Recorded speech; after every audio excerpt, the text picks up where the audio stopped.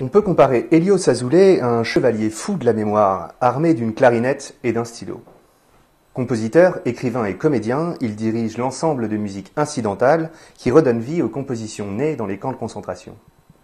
L'année 2015 paraissait son essai « L'enfer a aussi son orchestre », qui est une sorte d'archéologie de ses partitions retrouvées.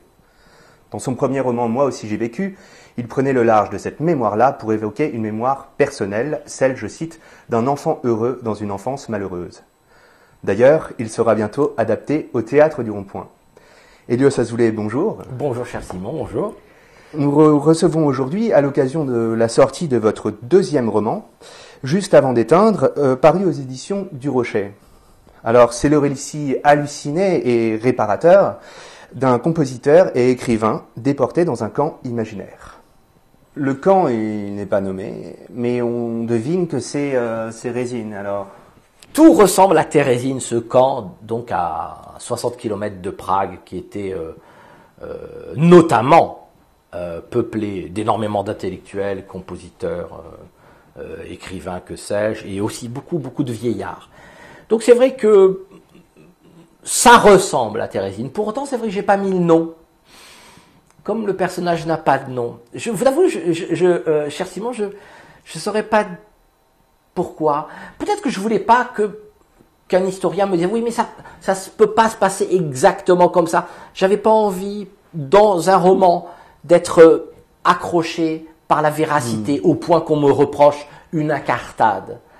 Je veux dire, si le roman n'est pas le lieu de l'incartade, alors il est quoi? Vous voyez ce que je veux dire? Il ne s'agit pas que ce soit le lieu du mensonge ou de la dissimulation ou de la révision. Mais en tout cas, ce qui est sûr, c'est que c'est quand même le lieu de la liberté. Et que donc, quand je redeviendrai historien, je me raccrocherai au boulet de la réalité. Là, pour le moment, j'ai voulu me libérer. Donc c'est peut-être Térésine, c'est sans doute Térésine, mais ce n'est pas Térésine. Pour un écrivain habité comme vous par le sujet, qu'est-ce que ça représente écrire une fiction concentrationnaire après le passage d'un Imre Kertész et d'un Primo Levi? Que peut expliquer une fiction au XXIe siècle de plus? Je ne sais pas ce qu'elle peut expliquer, mais je me demande si elle ne libère pas quelque chose, et si dans une certaine mesure elle ne renouvelle pas quelque chose. Sans doute, je l'ai écrit dans mon livre, que la mémoire est à réinventer. Mmh. Et sans doute que, au-delà de la littérature, à laquelle personne ne peut se comparer, Imre Kertész, Primo Levi, Charlotte Delbo, que sais-je, bon. Peut-être avons-nous la responsabilité, nous qui n'avons pas vécu ça, d'avoir encore plus la mémoire franche sur ce sujet-là. Et depuis maintenant plus de 10 ans que je travaille, comme vous disiez, à ressusciter la musique composée dans les camps de concentration, par des livres, par des disques et des concerts naturellement, ça m'a toujours vraiment semblé très très important, dans ce cas-là, de ne jamais rien trahir, de se livrer à aucune approximation, vous voyez ce que je veux dire. Oui. Mais le roman, c'est quand même à mon avis, c'est un grand moment libérateur et de libération. Et quand vous dites dans un camp imaginaire, c'est tout à fait vrai, puisque le nom du camp dans ce roman Juste avant d'éteindre, effectivement, n'est pas nommé. C'est-à-dire que je crois que la réalité est un rebond qui m'a permis de libérer une énergie encore plus extravagante, fantasque, bouleversante et burlesque à travers ce roman, que si j'avais été, comment dirais-je, sans cesse attrapé par la cheville, par l'histoire réelle. Vous voyez ce que je veux dire? D'ailleurs, c'est pas du tout une négation de l'histoire. C'est simplement une manière de la récupérer, de la reprendre différemment. Je vois. Comme le narrateur de votre roman, celui-ci est resté un peu bloqué dans l'enfance, et quelque chose comme ça. Pour trouver le ton juste, vous vous êtes inspiré, ou imprégné plutôt, de la voix de Momo. Je trouve Le petit garçon, La vie devant soi, le fameux roman de Romain Gary. Alors, on parle assez peu de votre affiliation à Gary dans la presse, qui me semble assez criante pourtant. Que représente cet écrivain pour vous? Oh, Romain Gary, mais tout tout, enfin, c'est un ami, c'est une parole tellement franche, tellement réconfortante, c'est un génie absolu, c'est contrairement à tous les raccourcis un peu stupides qu'on peut prendre avec d'autres hommes de lettres français que je préfère ne pas citer, mais Gary c'est le grand styliste sublime. Mais c'est un styliste parce qu'il fait pas du style. Il ne fait qu'incarner ses personnages de manière tellement habitée que lorsqu'il écrit La vie devant soi, quand il écrit tous ses romans que normalement tout le monde devrait lire et avoir lu, bah oui. Alors ce qu'il représente pour moi, alors, vous savez déjà en plus je suis niçois, alors je sais pas, je crois que tous les niçois se sont affiliés à Gary, n'est-ce pas cher Simon? Puisque je crois savoir et que je me permets de faire la discrétion suivante, vous êtes exactement, niçois. Vous êtes bien renseigné, mieux que moi peut-être.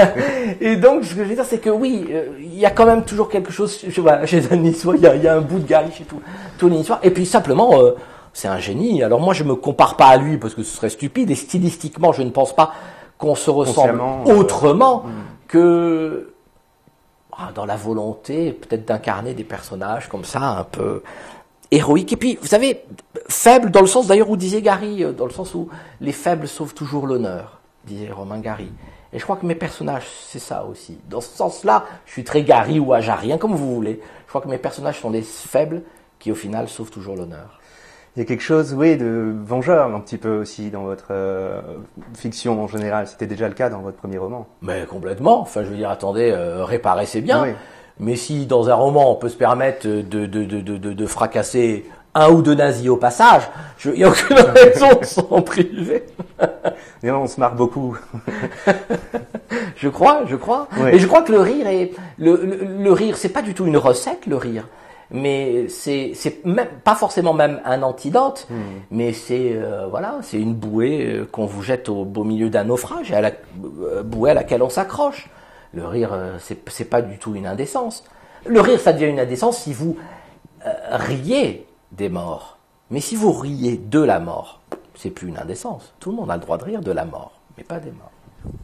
Les réflexions de votre narrateur, notamment sur le suicide, très présent, conduisent à se demander s'il croit toujours en Dieu.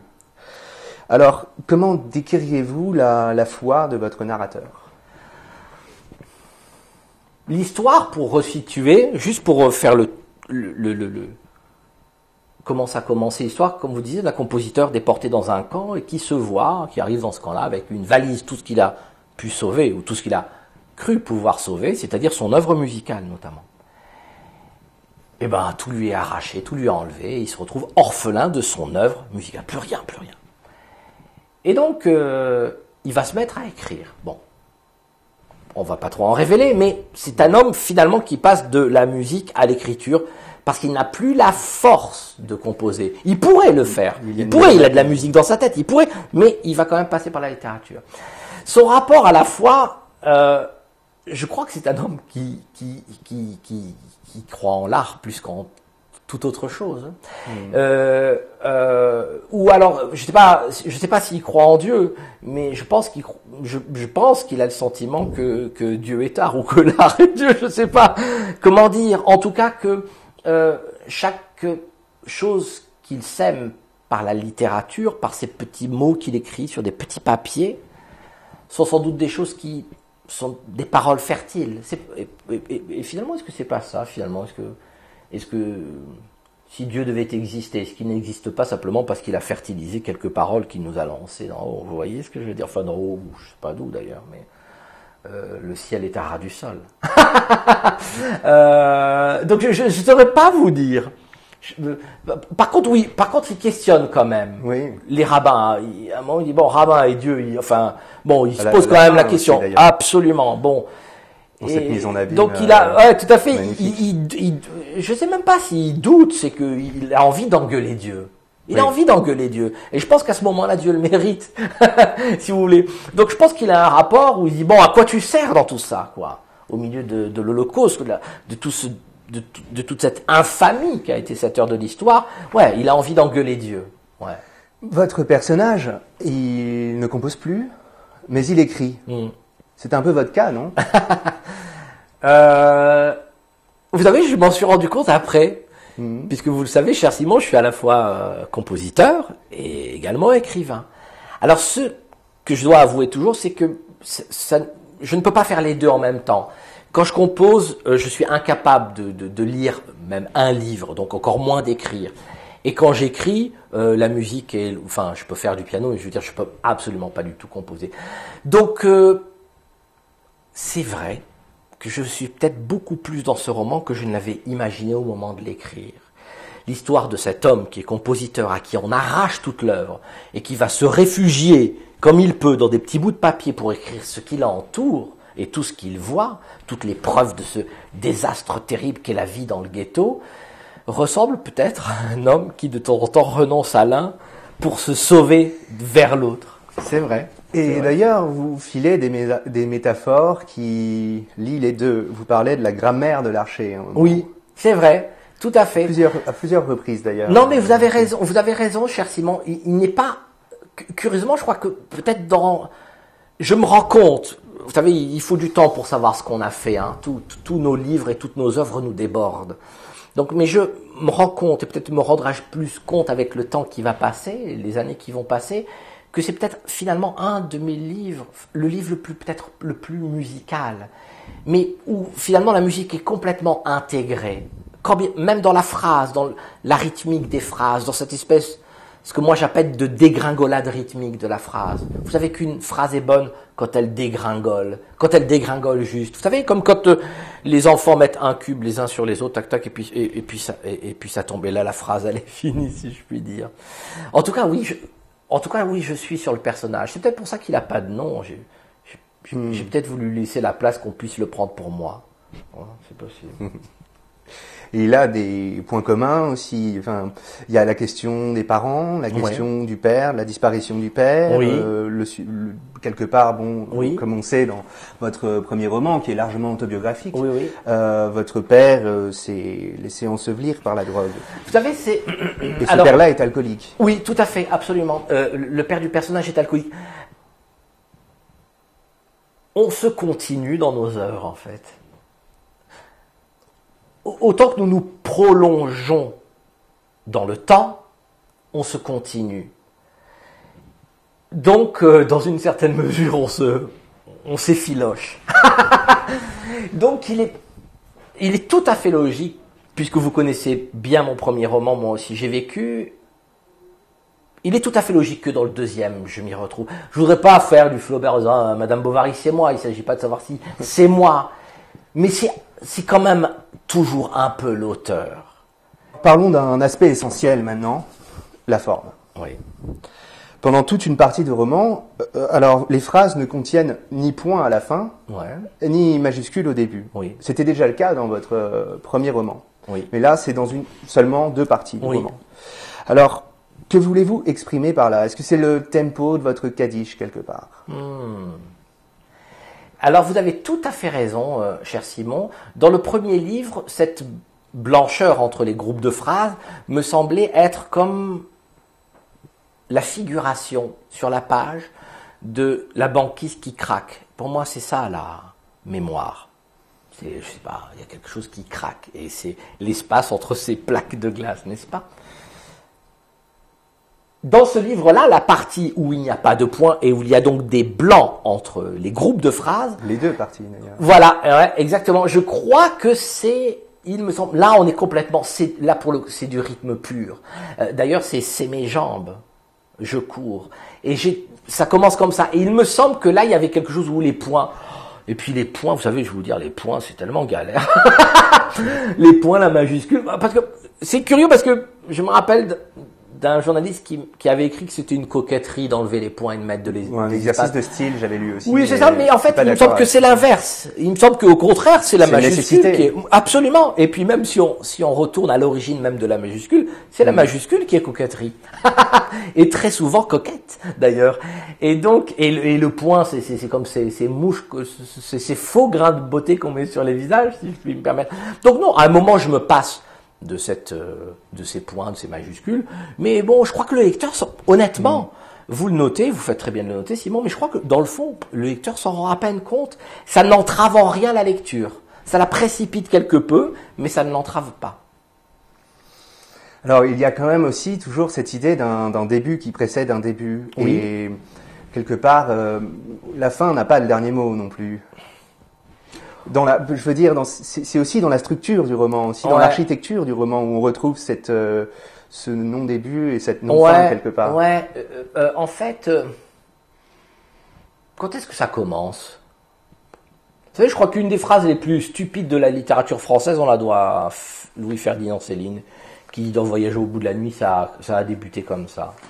Il y a vraiment que lui pour dire ça a débuté comme ça. Ouais. Qu'est-ce qui débute comme ça? Moi, je crois que jamais rien ne débute comme ça. Et je crois que c'est pareil, si vous voulez, pour la fin, dans une certaine mesure. Je termine, juste permettez-moi, Simon. Je crois que c'est pareil avec la fin. Quand est-ce qu'on sait que c'est terminé? La littérature, n'est-ce pas d'ailleurs un moyen de faire durer les choses? C'est pour ça que mon personnage finit donc, puisqu'il peut pas composer, par se remplir les poches de toutes ses visions. En fait, il commence à regarder ce ghetto sordide dans lequel il est. Et il s'accroche à chaque petite chose qu'il voit. Bon, je sais pas moi, oui, effectivement, un rayon de soleil qui s'écrase sur des marches d'escalier, un pauvre juif à terre, enfin, un salopard de nazi qui passe, et il note ça comme des miettes, les miettes de ses yeux, ce qu'il appelle lui le journal de mes yeux. Ce qu'il appelle lui le journal de mes yeux. Et mais ça, ce sont des graines. Enfin, vous voyez, c'est ce qu'on parlait de fertilité, enfin, de fait de la parole est fertile. Ben oui, ce sont des graines. Donc, une fois que vous plantez un truc, ou que vous croyez, ou que vous espérez planter quelque chose, qui vous dit l'heure de la fin de cette affaire-là? Qui vous dit quand l'écho s'arrête? Qui vous dit la fin? Y a-t-il une heure? Ou alors s'il y avait une heure pour la fin des résonances et la fin des échos, alors ça contredirait toute la logique de la mémoire. Il y a un thème qui vous obsède. Celui de la culpabilité. Souvent, vous en parlez à travers la chrétienté. Ouais. Et alors, vous avez une sainte horreur de la culpabilité. Hein. C'est dû à quoi? À elle-même, à ce qu'elle est, à ce qu'est la culpabilité. C'est la culpabilité. À quoi ça sert la culpabilité? À se sentir coupable. Et alors, qu'est-ce que vous réparez quand vous vous sentez coupable? Rien du tout. C'est même le paravent idéal de se sentir coupable pour être sûr de n'avoir rien à réparer. Ah non, je trouve que la culpabilité, c'est l'hypocrisie la plus totale. Ça ne nous étonne pas qu'on nous l'ait vendu à ce point-là, d'ailleurs. Parce que comme ça, qu'est-ce que tu fais? Je culpabilise. Ok. Et tu répares quoi? Rien, je culpabilise. C'est un peu facile, oui, en effet. Exactement. Merci, Hélios Azoulay, d'avoir accepté de répondre à nos questions. Merci à vous. Je rappelle donc que votre livre, Juste avant d'éteindre, sort aux éditions du Rocher.